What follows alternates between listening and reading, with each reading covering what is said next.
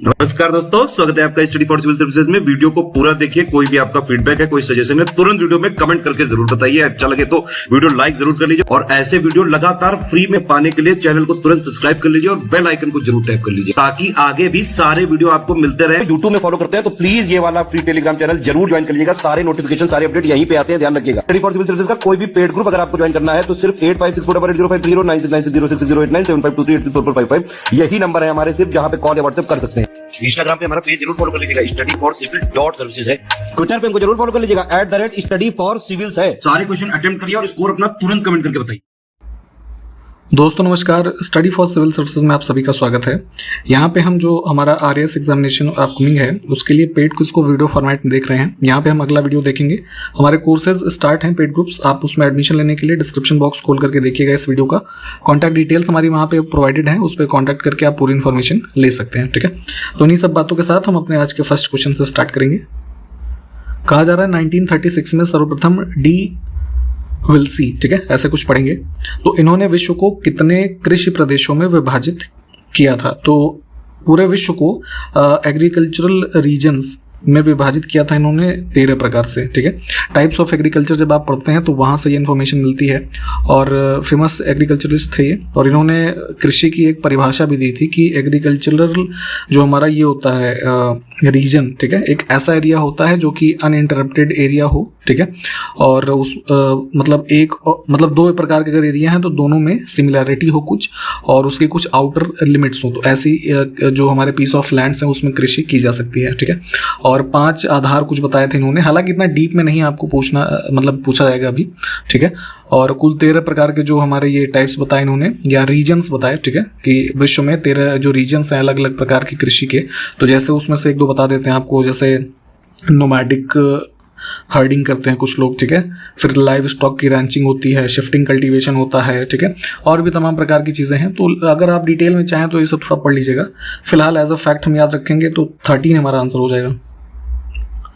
निम्नलिखित में से किसको संसार का ब्रेड बास्केट कहा जाता है? ठीक है, bread basket of the world, ये फ्रेज काफ़ी इंपॉर्टेंट है। टेम्परेट ग्रासलैंड्स के एरिया जो हैं, जैसे आप पढ़ते हैं ना अलग अलग टाइप के ग्रासलैंड्स, प्रेरी हो गया, डाउन्स, वेल्ड, पंपास, स्टेपी। ठीक है, तो इन सब एरियाज़ के माना जाता है कि जो लोग हैं काफ़ी ये एक तरीके से हार्ड वर्किंग है। ठीक है, कह लीजिए, और सक्सेसफुली उन्होंने काफ़ी तरीके की नेचुरल रिसोर्सेज को यूटिलाइज करने की techniques over the period of time develop की हुई हैं। तो ब्रेड बास्केट ऑफ वर्ल्ड की संज्ञा इन घास के मैदानों को दी जाती है। ठीक है, और इसी में जैसे एक ये प्रेरी के जो एरियाज़ हैं, तो प्रेरी एरियाज़ को ग्रेनरी ऑफ द वर्ल्ड कहा जाता है। ठीक है, क्यों कहा जाता है कि प्रेरी वाले एरियाज़ में जो है इसका वीट यानी गेहूं का प्रोडक्शन बहुत ही ज़्यादा होता है। तो इस क्वेश्चन को भी ध्यान रखिएगा, पूछा जाता है ये। आगे देखिए, अमेजन रिवर जो है, तो अमेजन रिवर वैली में पाए जाने वाले जो हमारे फॉरेस्ट होते हैं उसके लिए एक टर्म यूज होता है, वो पूछा गया है। तो इनको सेल्वास कहा जाता है, ऑप्शन ए। इसमें से कौन से मैदान दक्षिणी अमेरिका के खाद्यान्न पेटी के रूप में जाने जाते हैं? तो एक और देखिए फ्रेज आ गया हमारा, food belt of the south America. तो साउथ अमेरिकन हमारा जो ग्रासलैंड है पंपास काफ़ी फेमस है, इसको ही ये बोला जाता है। अब हमारे पास यहाँ पे 2 स्टेटमेंट है, कौन सा सही है? ये सही गलत वाला प्लीज़ बहुत ध्यान से देखा करिए आप लोग। कहा गया है कि टेरा रोसा मृदा ब्राज़ील में पाई जाती है। ठीक है, तो बिल्कुल ये ठीक बात है। और ब्राज़ील में आप जानते हैं कि कॉफ़ी प्रोडक्शन काफ़ी ज़्यादा है। ठीक है, तो ऐसी ही टेरा रोसा जो सॉइल है उसमें कहवा के बागान यानी कि जो हमारे कॉफ़ी प्लांटेशंस हैं ये सब किए जाते हैं। तो दोनों बातें ठीक हैं। अंगूर की खेती को क्या कहा जाता है? तो कई प्रकार के ऐसे साइंटिफिक टर्म्स हैं। तो जैसे विटीकल्चर है हमारी अंगूरों की खेती से संबंधित। अन्य विकल्पों की अगर हम बात करें तो पिसीकल्चर क्या है, हमारा मछली उत्पादन यानी कि फिश प्रोडक्शन से संबंधित है। सेरिकल्चर क्या होता है? तो ये हमारे जो सिल्क वॉर्म्स होते हैं ना, रेशम के जो कीट, उनके उत्पादन से संबंधित है। हॉर्टिकल्चर में आप जैसे ये फ्रूट्स का प्रोडक्शन रख सकते हैं। ठीक है, अब इसमें देखिए कौन सा युग्म हमारा सुमेलित नहीं है। तो जैसे अभी हमने 2-3 तो आपको बता ही दिए हैं इसमें। जैसे ऑलिवी कल्चर है तो ऑलिव जो जैतून होता है उसकी फार्मिंग से संबंधित है, ये भी ठीक है। हॉर्टिकल्चर का आपको बताया कि ये फलों से संबंधित हम कर सकते हैं, फूलों से नहीं। ठीक है, प्रोडक्शन ऑफ फ्लावर्स को अगर हम देखें तो इसके लिए हम जो ये वर्ड यूज़ करते हैं तो जैसे फ्लोरिकल्चर जो है यूज़ किया जाता है। ठीक है,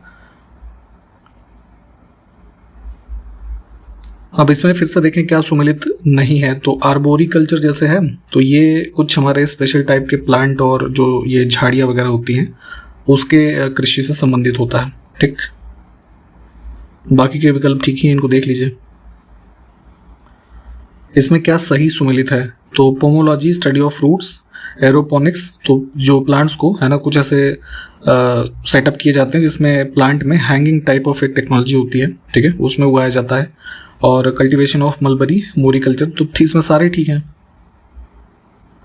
अब है कि जमीन पर फैलने वाली सब्जियों की व्यापारिक कृषि यानी कि जो कमर्शियल कल्टीवेशन है, कुछ ऐसी हमारी सब्जियां जो ऐसे जमीन पे फैलती हैं, तो जैसे ये सब होते हैं आपके तोरी वगैरह हो गया है ना, टमाटर और है ना कुछ अन्य इस तरह की सब्जियां, तो इसको बोलते हैं क्या हम यहाँ पे?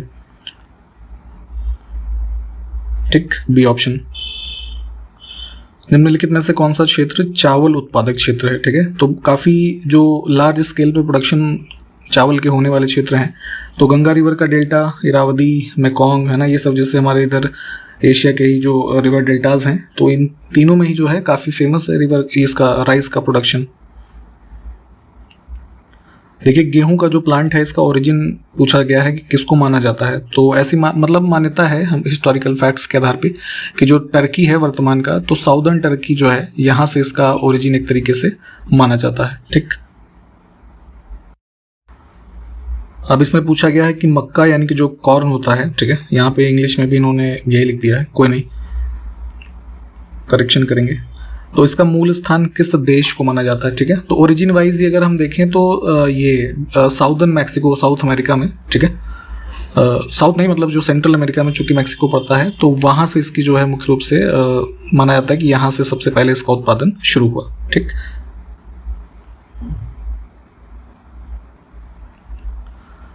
अब हमारे पास कुछ स्टेटमेंट लिखे हैं जो कि कॉटन से संबंधित हैं। ठीक है, तो कॉटन एज अ क्रॉप, तो यहाँ पे ये सारी चीज़ें सही हैं और इसमें कोई भी स्टेटमेंट हमारा गलत नहीं है। ठीक है, इनको एक बार पॉज करके देख लीजिए। आगे देखिए, रबर जो होता है, तो उस रबर के पौधे की जन्मभूमि किस देश में है ये बताना है। तो बेसिकली जो अमेजॉन फॉरेस्ट हैं, ठीक है, तो ब्राज़ील को यहाँ पे हम चुनेंगे। मुख्य रूप से यहाँ पे एक पौधा होता है जिसके एक ये जैसे दूध होता है वैसा एक पदार्थ होता है जिसको क्या बोला जाता है? लैटेक्स। ठीक है, तो लैटेक्स से ही जो रबर है उसकी मेकिंग की जाती है। तो ओरिजिन इसका ब्राज़ील ये इधर के रीजन हुए, परंतु अभी वर्तमान में आप देखेंगे तो जो हमारा साउथ ईस्ट एशिया का रीजन है, इंडोनेशिया और ये सब रीजन, यहाँ पे इसका मैसिव प्रोडक्शन होता है। अब इसमें देखिए कौन सा युग्म गलत है। तो यहाँ पे हमारे पास कुछ फेमस रीजन्स हैं विश्व के जहाँ पे जो इंडस्ट्रीज़ का नाम लिखा है उसके लिए वो प्रोडक्शन काफ़ी फेमस है। ठीक है, तो उस क्रम में अगर हम बात करें, बेसिकली ये तीनों स्थल जो हैं ब्रिटेन के हैं, मैनचेस्टर, लिवरपूल, ब्रैडफोर्ड। ठीक है, तो तीनों ही ठीक हैं, है ना। इसके अलावा जैसे एक दो और पूछे जाते हैं, जैसे लंदन, तो क्या है वो किस चीज़ के लिए फेमस है? तो इंजीनियरिंग और ये ट्रांसपोर्ट है ना, इंडस्ट्री के लिए। इसके अलावा जैसे डर्बी शहर पूछा जाता है, ठीक है, तो वो ये हमारे जो वुलन क्लोथ्स होते हैं उसके लिए। ठीक, तो इन सबको ध्यान रखेंगे। अब इसमें देखिए कौन सा युग्म सुमेलित नहीं है। फिर से हमारे कुछ और स्थल हैं और वहाँ पे कौन सी इंडस्ट्री के लिए वो फेमस है ये मतलब पूछा जाता है। ठीक है, तो इसकी लिस्टिंग एक बार पढ़िएगा, कई बार पूछ लेते हैं। तो जैसे यहाँ पे मॉन्ट्रियल है ना, कनाडा में, ये ठीक है। डिट्रॉइट जो है, ठीक है, ये यूएस के रीजन में, तो यहाँ ऑटोमोबाइल के लिए फेमस है। ओटावा जो है ये भी कनाडा का हमारा पेपर इंडस्ट्री के लिए फेमस है। हवाना देखेंगे, ये बेसिकली एक आइलैंड है ना, सेंट्रल अमेरिका में। ये सिगार जो होता है ना, स्मोक वाला, उसके इंडस्ट्री के लिए फेमस है। ठीक है, एयरप्लेन मैन्युफैक्चरिंग गलत है। अब इसमें देखें कौन सा युग्म सुमेलित है। तो यहाँ पे हमारे पास जो इंडस्ट्रीज लिखी हैं, तो ये इसमें तीनों ही ठीक हैं। इसमें देखें न्यू बैंक, सॉरी माफ कीजिएगा, ग्रैंड बैंक है ना, न्यू फाउंडलैंड का जो रीजन है अपने वृहद किस क्षेत्र के लिए जाना जाता है? तो नॉर्थ अमेरिकन रीजन में आप जो देखते हैं, जैसे आप इसकी ओशन करेंट्स वाला जो कॉन्सेप्ट पढ़ेंगे, तो होता क्या है कि हमारा लैब्राडोर और ये जो गल्फ स्ट्रीम जहाँ पे मिलती हैं, ठीक है, तो होता क्या है कि जहाँ पे एक ठंडी और एक गर्म जलधारा मिलती है, वो फिशिंग पॉइंट बड़ा अच्छा डेवलप होता है। ठीक है, तो इस फैक्ट को भी ध्यान रखना है। तो वही यहाँ पे ग्रैंड बैंक है, यहाँ पे फिशिंग के लिए काफ़ी फेमस है ये। अब इसमें देखिए कौन सा स्थान जर्मनी में स्थित नहीं है। तो लियोन्स जो डी ऑप्शन में लिखा है, ये बेसिकली इसका जो हमारे सिल्क के क्लॉथ्स होते हैं और फूड इंडस्ट्री, इसके लिए काफ़ी फेमस है और ये फ्रांस में है। ठीक है, बाकी के जो है वो सब जर्मन है। घरेलू पशुओं की सर्वाधिक जनसंख्या कहाँ पर पाई जाती है? डोमेस्टिकेटेड एनिमल्स जो हैं, जैसे इनके कॉन्टिनेंट वाइज अगर हम बात करें तो एशिया में ही सबसे ज़्यादा पाए जाते हैं। अब 2 स्टेटमेंट है, इसमें कौन सा गलत देखना, मतलब गलत है ये देखना है, तो प्लीज़ गलत और सही वाला ध्यान से देखा करिए। आलू की बात हो रही है। आलू पोटैटो जो है 16वीं शताब्दी में पुर्तगाल से भारत लाया गया था, तो ये चीज़ ध्यान दीजिएगा। वो आलू हमारे इंडिया में नहीं होता था। ये बेसिकली इसका जो ओरिजिनल स्थान है कल्टीवेशन का, ये हमारा ये एंडीज़ माउंटेन जो है, तो वहाँ पे देखेंगे लेक टिटिकाका है ना, एक फ्रेश वाटर लेक है जो कि बोलीविया और पेरू के बॉर्डर पे है, ठीक है। तो ये इसका मूल स्थान है और लेटर ऑन वहाँ से इसका कल्टीवेशन और प्रोडक्शन जो है अन्य क्षेत्रों में वो फैला। और फिर जब यूरोपियंस इंडिया आने लगे तो सबसे पहले उसी क्रम में पुर्तगीज़ ही आए थे, तो अपने साथ पुर्तगीज़ ही आलू जो है यहाँ पे लाए, तब से कल्टीवेशन यहाँ पे होना स्टार्ट हुआ। अब आलू के साथ साथ जैसे टमाटर, अनानास है ना, पाइनएप्पल जो होता है, ये आपका काजू, बादाम, ये सब भी जो है पुर्तगीज़ इंडिया लेकर के आए थे। तो इसमें भी जो है सारे स्टेटमेंट यानी कि दोनों ठीक हैं, गलत कुछ भी नहीं है।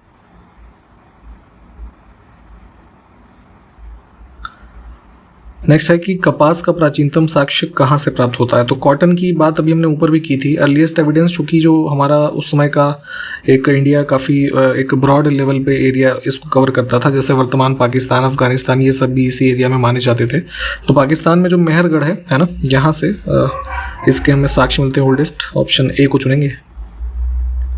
अब अगला देखिए, बादामी के चालुक्य वंश का वास्तविक संस्थापक कौन था। तो चालुक्य डायनेस्टी नाम से जैसे कई सारे डायनेस्टीज आप पढ़ेंगे, बादामी के चालुक्य, फिर जैसे वेंगी जो आंध्र का रीजन था है ना, कल्याणी के चालुक्य, गुजरात के चालुक्य है ना, तो उसमें थोड़ा एक क्लासिफिकेशन डिटेल में आप पढ़ेंगे।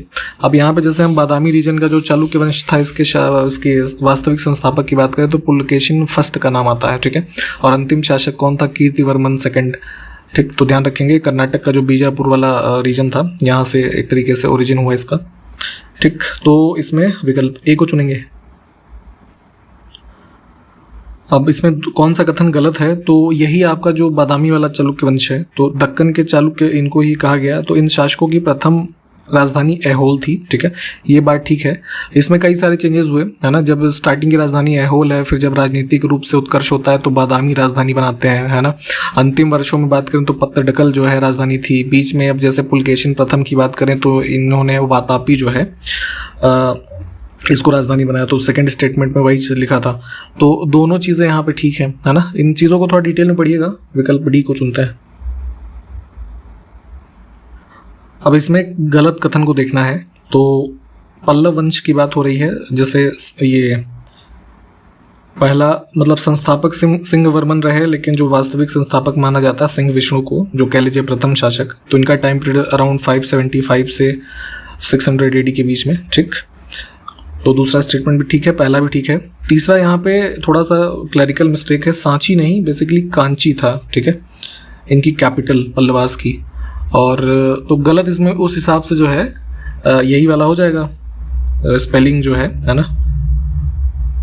तो सी वाला देखिए गलत था इसमें, बाकी के 2 स्टेटमेंट ठीक है।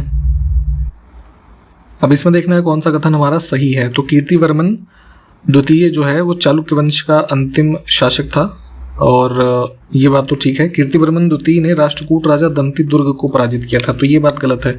दंती दुर्ग ने इनको पराजित किया था, ठीक है।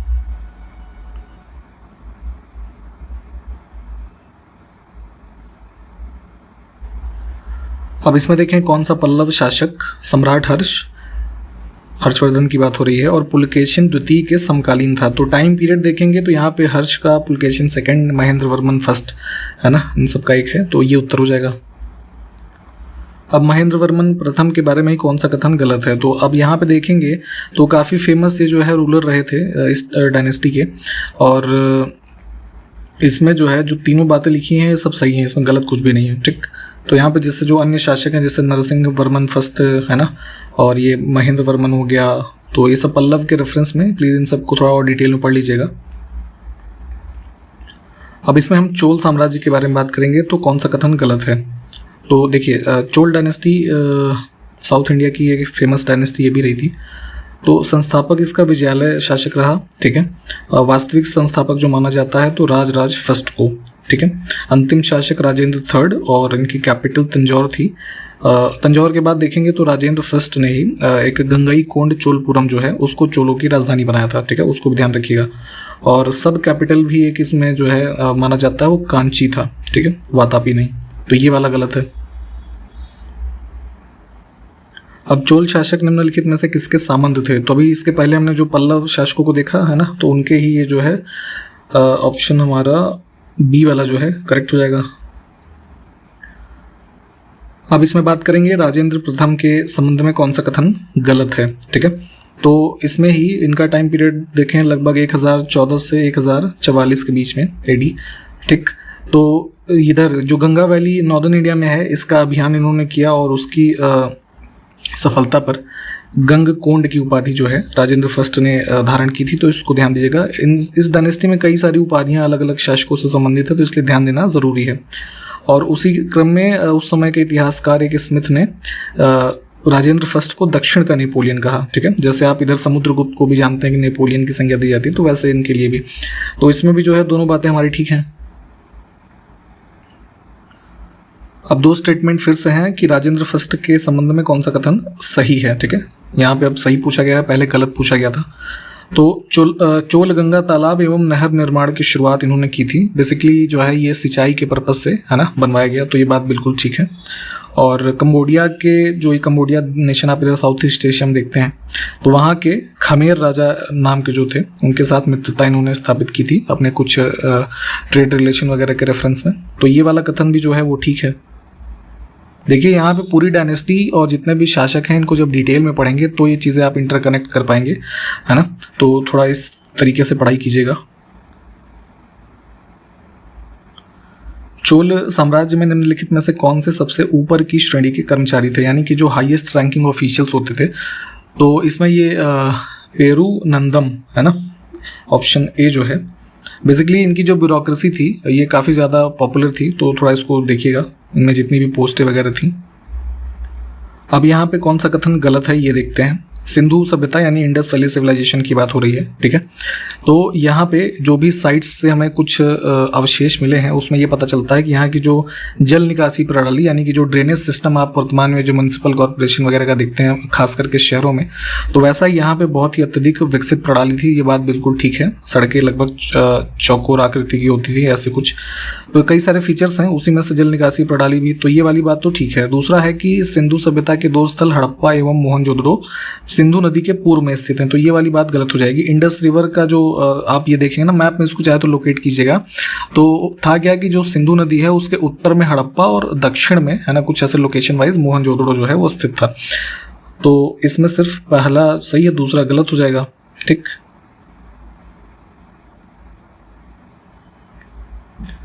अब कौन सा कथन गलत है? तो इंडस वैली के रेफरेंस में दो चीज़ें हैं।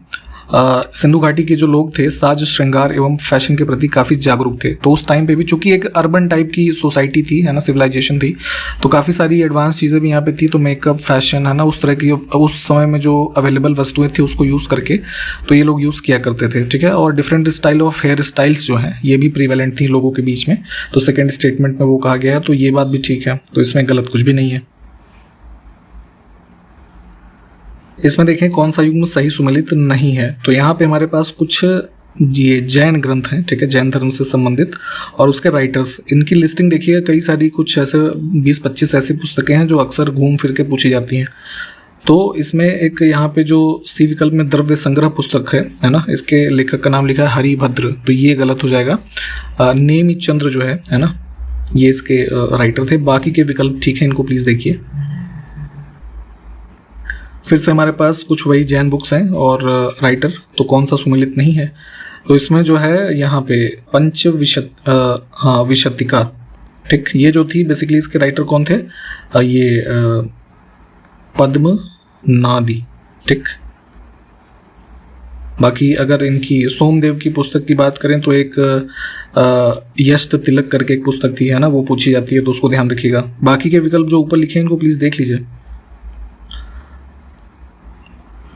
अब इसमें देखें यहाँ पे इंडिया टुडे पुस्तक का लेखक कौन है, आपसे ये पूछा गया है। तो कुछ हिस्टोरिकल बुक्स अक्सर पूछी जाती हैं, उसी में से ये एंशिएंट हिस्ट्री पे बेस्ड कुछ पुस्तकें यहाँ पे हम एक दो देखेंगे, उसमें से ये किए हैं।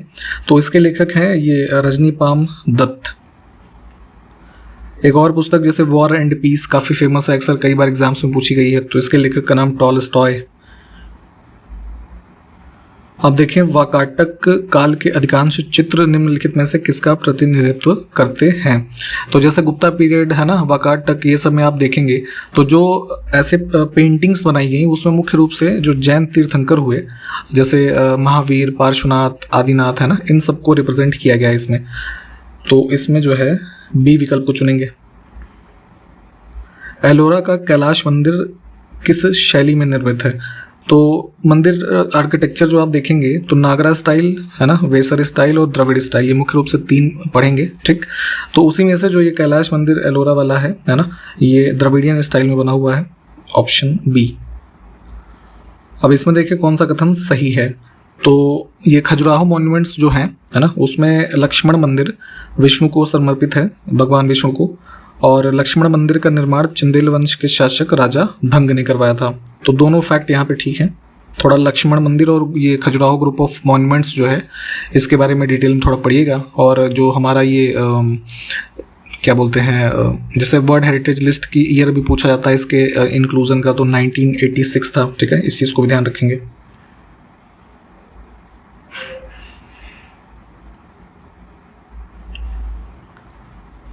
इसमें देखिए कौन सा युग्म सही सुमेलित नहीं है।